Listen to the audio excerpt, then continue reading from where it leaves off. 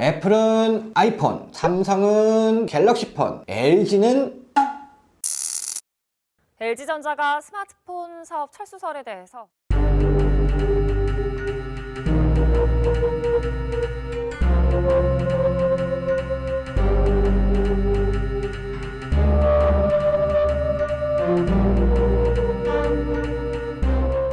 오늘 하루도 고생 많으셨습니다. 별거 다 말해주는 최 선생입니다. 최근 언론 매체나 인터넷을 통해서 가장 화제가 되고 있는 것이 LG전자의 스마트폰의 철수 이야기인 것 같습니다. 2000년대 초반만 해도 피처폰 시장에서 LG전자의 사이언이라는 브랜드는 핸드폰 시장에 나름 대표하는 제품이기도 했었고, 저 역시도 사이언 제품을 상당히 많이 사용하기도 했습니다. 촬영을 하기 전에 저희 직원들에게 LG전자의 스마트폰을 쓰고 있는 사람들을 찾아봤는데 딱 한 명이 이 LG전자의 G7 모델, G7이면 조금 된 모델인데 되게 희귀하게 이 제품을 찾아서 여러분들한테 보여드리고 소개하는데, 대부분이 저희 회사 직원들이 20대 후반인 걸 고려한다면 스마트폰 시장의 LG 제품이 왜 사람들에게 관심이 없는지, 또 얼마만큼 이 시장에서 문제가 있었는지를 좀 볼 수 있는 그런 부분이지 않았을까 싶습니다.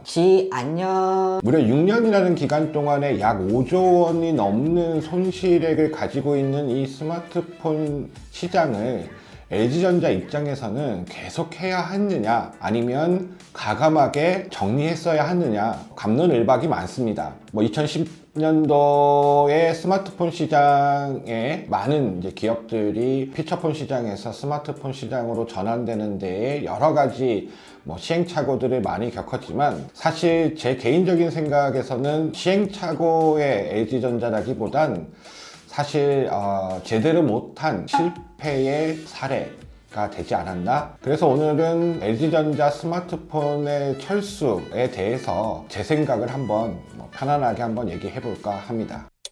첫 번째는 LG전자의 중심에는 기술 중심이라는 부분이 있는 것 같아요. 사실 이 백색 가전에서는 LG전자가 상당히 잘하는 것으로 익히 알려져 있는데, 이 스마트폰은 사실 이 백색 가전과 좀 많은 차이가 존재하는데, 백색 가전은 우리 소비자들이 가전 제품을 구매하는 주기가 보통 한 10여 년, 10년 이상 정도 된다면, 스마트폰은 대략 한 약 2년 정도? 최근엔 그 사이클이 좀 더 빨라지는 것 같기도 하고요. 이렇게 기존에 좋은 제품을 하나 사서 오랫동안 쓴다라는 것보다 이 스마트폰은 짧은 시간 동안에 새로운 것들을 많이 경험하면서 일상에 사용하는 부분에 있어서도 좀 차이가 분명히 존재할 거라는 생각을 듭니다. 경쟁사로 이제 삼성전자와 또 LG전자의 어떤 이 기술적인 부분을 제 생각을 좀 얘기해 보면, 삼성전자는 뭔가 화이트 컬러의 끝판왕 같은 분위기가 연출되어진다면, LG전자는 블루 컬러의 끝판왕이라는 느낌이 좀 드는 것 같아요. 그러니까는 삼성전자는 조금 더 이 제품을 접근하는 방식이 이성적인 것보다는 좀 더 감성적인 부분의 분위기가 연출되어지고, LG전자는 감성적인 느낌보다는 오히려 이성적인 부분, 그러니까는 모든 것들이 기술 중심에 초점이 맞춰져 있는 것 같아요. 그걸 또 다른 거로 한번 보자면, 긴 시간 동안에 기업의 슬로건으로 내세웠던 것에 거의 한 80% 정도는 항상 기술이라는 단어가 들어있었던 것 같습니다. 옵티머스 안녕. 두 번째는 앞에 잠깐 얘기했던 이제 감성적 코드인 것 같아요. 스마트폰은 단순한 그냥 테크 제품이냐? 아마 제 개인적인 생각에는 피처폰 시절에는 테크에 좀 더 가까웠었다고 생각합니다. 하지만 피처폰이 전화 통화하는 것에 더 중점이 맞춰져 있는 것이라고 한다면, 스마트폰은 그 전화 단계를 뛰어넘어서 컴퓨터라든지 카메라라든지 또는 다양한 음향기기라든지 이런 모든 것들이 다 포함이 되고, 그것이 일상 속에서 가장 많은 시간을 소비자들이 사용하고 있는 거의 라이프 스타일의 의식주만큼 면밀한 그런 제품인 것 같고, 그런 제품들의 이제 공통점들은 대부분 우리가 이성적인 것보다는 사실 감성적인 부분에 소비자들이 더 많은 구매에 초점을 갖고 있다는 거죠. 벤츠 하면 최고의 차, 볼보 하면 안정적인 차, 벤츠가 볼보보다 기술이 훨씬 더 좋고 더 고급지고 뭐 이런 것을 소비자들이 과연 분석, 파악할까요? 스타벅스 커피가 사람들에게 열광적인 이유가 투썸 프라이스나 뭐 이디야와 같은 커피들보다 월등히 더 확실히 맛있어서 스타벅스를 찾는 걸까요? 아마 제 생각에는 스타벅스가 커피 문화를 즐기는 소비자들에게 좀 더 감성적으로 이런 메시지를 전달하지 않았나라는 생각이 듭니다. 이런 감성적 메시지를 전달하는 비즈니스에 우리가 예시를 들어보면 패션 시장이 있을 것 같아요. 패션의 여러 성공적인 브랜드들을 보면 대부분 그 브랜드 중심에는 크리에이티브 디렉터 또는 아트 디렉터라는 사람들이 존재를 합니다. 그러니까 이 LG전자의 스마트폰 비즈니스에 있어서 디렉터, 그 중에서도 크리에이티브 디렉터, 아트 디렉터와 같이 패셔너블 하거나 트렌드한 부분들이 강조되거나 또는 그런 부분들이 연출되어져서 단순하게 이성적 구매를 하는 사람보다 감성적 소비를 하는 사람들에게 메시지를 전달하는 부분이 필요했는데, 지금껏 LG전자의 소비자들에게 전달하는 메시지인 광고들을 보면 대부분 뭐 기판을 뜯어서 그 안에 벌써 반도체를 보여주고 디스플레이가 어떤 효능과 효과와 기능이 있는지를 보여주고, 근데 또 경쟁사인 애플의 광고를 보면 사실 제품에 대한 기능, 효과, 효능에 대해서는 거의 말하지 않았던 것 같아요. 결국은 생산자 관점에서 이 스마트폰을 들여다보는 것과 소비자 입장에서의 이 스마트폰을 생각하는 것이 상당히 다르지 않았나. 벨벳 안녕. 기업 문화를 한번 들여다볼 필요도 있을 것 같습니다. 특히 이 스마트폰 MC 사업본부의 기업 문화를 한번 이야기를 좀 나눠볼 필요가 있을 것 같은데, 사실 2010년 이전에 사이언이던 시절에는 피처폰, 마케팅 대행 업무들을 수행했던 경험들이 있고, 스마트폰으로 이제 넘어가는 이제 시절에는 제가 사실 LG전자와 같이 일해본 경험이 없기 때문에 피처폰 있던 시절에, 그러니까 결국은 좀 잘 나가던 전성기 시절의 경험담을 좀 얘기해보면, 보통 기업들은 이제 광고나 홍보 뭐 또는 이제 프로모션과 같은 것들을 대행업체들을 선정을 합니다. 이 대행업체를 선정할 때는 이제 보통 이제 비딩이라는 걸 해요. 여러 하청업체들이 비딩을 통해서 경쟁 PT를 하고요. 그 경쟁 PT를 통해서 협력업체를 선정을 하게 되죠. 삼성전자 같은 경우에는 비딩하는 이 경쟁 PT의 과정이 굉장히 까다롭고 좀 어렵다라는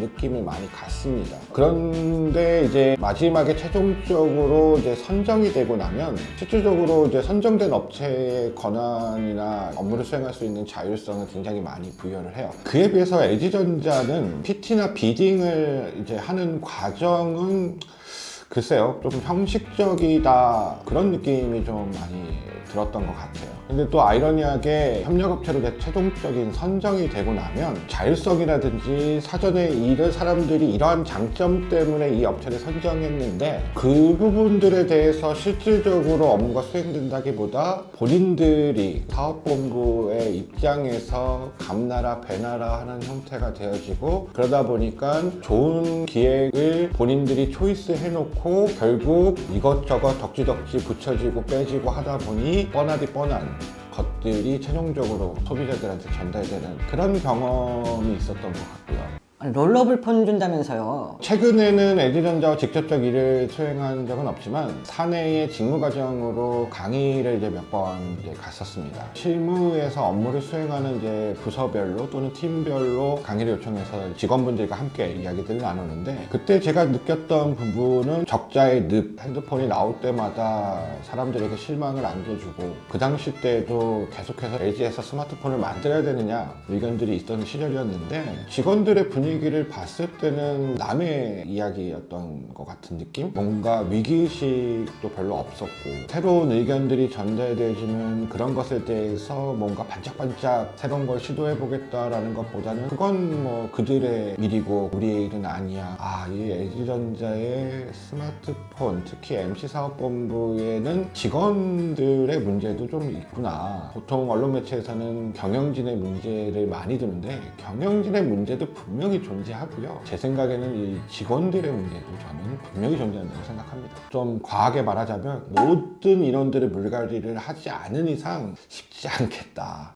그렇다면 만약에 스마트폰 시장을 LG가 이제 철수를 하고 그만둔다라고 한다면 그럼 LG전자는 그동안에 있는 그런 노하우와 또 이런 여러 가지 기술들을 그냥 허비할까요? 아마 제가 봤을 때는 전장 사업 쪽에 좀 더 인프라와 또는 이 노하우들을 좀 집중 투하하는 데 쓰여지지 않을까. 특히 이제 자동차 산업이 전기차 시장과 자율주행 시장으로 급격하게 바뀌고 있는 시장에 분명히 이 LG전자가 갖고 있는 우수함 이 부분은 분명히 존재할 거고요. 제가 기억하기로 GM에서 그 전기자동차 볼트에 들어가는 부품들의 거의 한 50%가 LG전자의 부품, 전체적인 비용으로 따졌을 때는 거의 한 80%.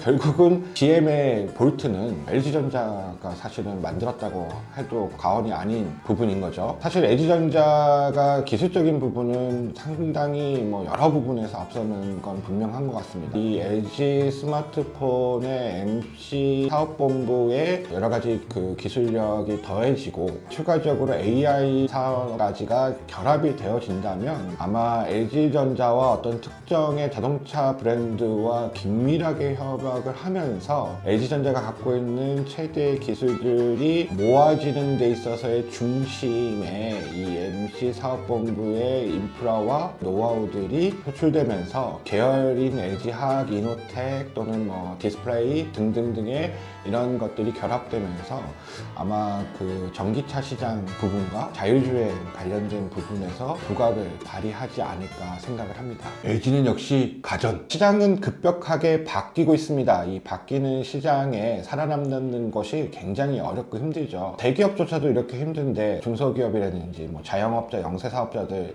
분명히 힘드실 겁니다. 특히 이런 코로나 시국에는 안 힘든 사람이 없다고 할 정도인데요. 제일 중요하게 생각하는 것은 시장의 변화를 읽고 그 변화 안에서 우리가 어떠한 마음가짐으로 어떠한 준비를 하고 지속적으로 이 사업 비즈니스를 할 것인가에 대한 생각을 끊임없이 해야 될 거라는 생각이 들고요. 제일 중요한 부분이 생산자의 관점보다는 소비자의 관점에 대해서 우리가 생각해 볼 필요가 있습니다. LG전자의 스마트폰의 사업 철수 기사가 나오자마자 LG전자의 주식이 2배 떡상한다라는 건 분명히 생산자는 모르고 있는데 소비자는 알고 있었던 것. 지금까지 별다 선생이었고요. 언제나 감사합니다.